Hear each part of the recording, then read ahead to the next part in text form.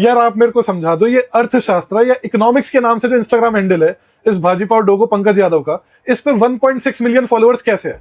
मतलब ऐसी रद्दी और बंडल बातें करता है बंदा इकोनॉमिक्स के नाम पर। डॉलर और रुपये को लेकर सुन लो ये क्या कह रहा है। 100 रुपए इसकी कीमत का सोना आरबीआई के पास है और ये है डॉलर, इसकी कीमत का धूल भी नहीं है अमेरिका के पास। मतलब इस छोटी सी स्टेटमेंट में आपको पता है इसने कितना अलग अलग लेवल पर अपना इनकॉम्पिटेंस दिखाया है।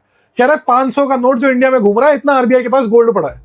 तो सबसे पहली बात तो गोल्ड का और ये 500 के जो नोट छपते हैं इसका आपस में कोई कनेक्शन ही नहीं है। ऐसा नहीं है कि 500 के नोट छापने के लिए आपको गोल्ड चाहिए, बट इन एनी इवेंट चलो let us take it at face value कि गोल्ड उतना पड़ा है, तो back of the envelope rough calculation कर लो कितनी मनी सप्लाई इंडिया में घूम रही है। रफली 41 लाख करोड़। कितनी? 41 लाख करोड़।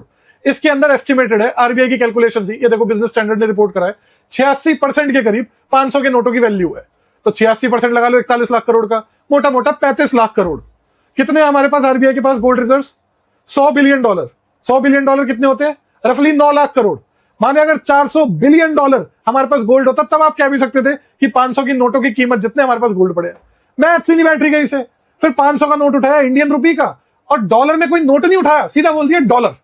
अबे डॉलर का भी नोट उठाता, कुछ नहीं आता इस बंदे को, कख नहीं आता। इसकी और बकवास सुन लो। $1 की कीमत सिर्फ 5 रुपए होने वाली है। जापान ने भारत में बिजनेस और इन्वेस्टमेंट को प्रमोट करने के लिए अब अपने फॉरेन मिनिस्ट्री में जापान इंडिया इकोनॉमिक अफेयर्स नाम से एक नया डिवीजन बनाया है। और जैसे ही जापान के सारे पैसों का इंडिया में डाइवर्सिफिकेशन सही से हो जाता है, वैसे ही बैंक ऑफ जापान उनके पास के यूएस सिक्योरिटीज को डंप करना चालू कर देगी और डॉलर डंप हो जाएगा और धीरे धीरे गिरने लगेगा। अगर ये डंप इसी साल स्टार्ट हुआ तो डॉलर इसी साल के एंडिंग में 75 रुपए के आसपास आएगा। भाई ऐसा क्यों होगा? इसका बेसिस क्या है? जापान क्यों डंप करेगा यूएस की ट्रेजरी बॉन्ड को? वो इवेंचुअली डाइवर्सिफाई करेगा, पर वो काम तो यूएस की बॉन्ड के साथ अब से नहीं, बहुत पहले से हो रहा है।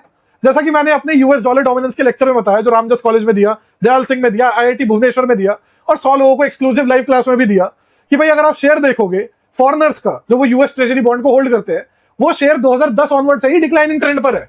लेकिन क्या उसके बाद भी रुपया स्ट्रांग हुआ अगेंस्ट डॉलर? नहीं हुआ। क्या पता नहीं क्या बकैतियां चलती है। आप इस बंदे का इंस्टाग्राम अकाउंट देखो, क्या पोस्टें मिलेंगी? जिहाद, urban Naxal, Bharat is safe, ऐसे मोदी तने हुए, यूपी का कैंपेन्स, योगी सरकार के, दिल्ली सरकार की कैंपेन्स, पूरा अकाउंट पेड प्रोमोस पे चल रहा है बाजी पाव के। मतलब और फिर गीदड़ों की जमात पहुंच जाती है मेरे किसी अपोनेंट के कमेंट सेक्शन में, हाँ केशव बेदी व्हाट्सएप इकोनॉमिस्ट। अबे जब मर्जी आ जा किसी पब्लिक प्लेटफॉर्म पर, इंसान होगा तो आएगा पब्लिकली डिबेट करने, खच्चर होगा तो नहीं आएगा। और साथ में एफिडेविट लेकर आइयो कि तूने आज तक भाजी पाव का कोई कैंपेन नहीं करा, पेड कैंपेन। मैं लेकर आऊंगा अपने साथ एफिडेविट कि मैंने नहीं करा, देखते क्या होता है फिर। And coming back to my original question, इसके इतने फॉलोअर कैसे है? फेक है। आप सोशल ब्लेड उठाकर देखो, फॉलोअर्स डिक्लाइन हो रहे होते हैं, एक सडन डे जंप आ जाता है फॉलोअर्स में, मैसिव स्पाइक, फिर डिक्लाइन, और मीडिया अकाउंट को चेंज नहीं होता। बाकी अगर आपको यूएस डॉलर डोमिनेंस के ऊपर मेरी लाइव क्लास खरीदनी हो पीपीटी समेत, तो कमेंट कर दो, लिंक मैं आपको भेज दूंगा।